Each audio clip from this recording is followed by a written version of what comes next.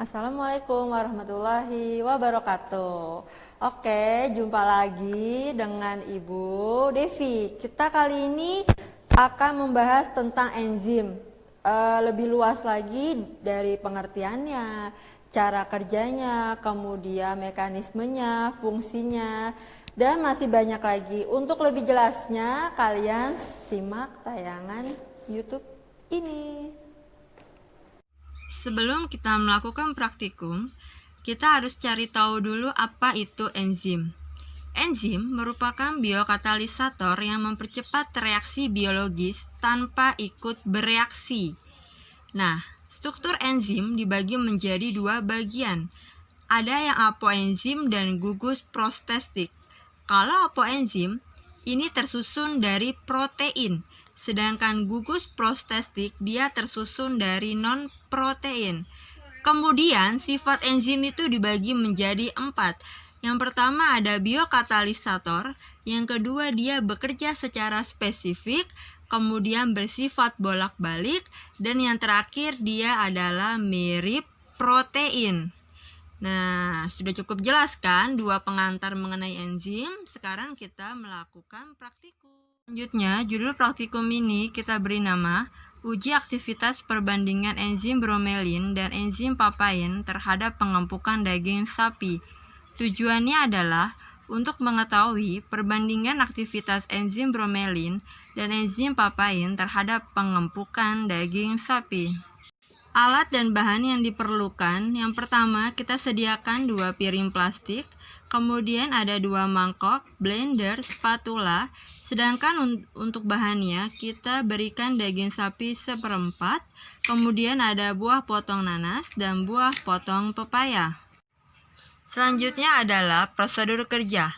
Yang pertama, kita blender masing-masing buah secara bergantian dengan cara memotong buah lalu masukkan air secukupnya. Kemudian kita letakkan daging sapi pada 2 wadah yang berbeda. Lalu kita letakkan buah nanas yang sudah di blender dan buah pepaya yang sudah di blender atau dihaluskan pada wadah yang berbeda. Nah, setelah itu masing-masing daging sapi kita masukkan ke dalam 2 perlakuan. Yang berwarna oranye itu adalah enzim papain yang dihasilkan dari buah pepaya. Sedangkan yang berwarna kuning itu adalah enzim bromelin yang dihasilkan dari buah nanas. Keduanya kita masukkan masing-masing daging sapi.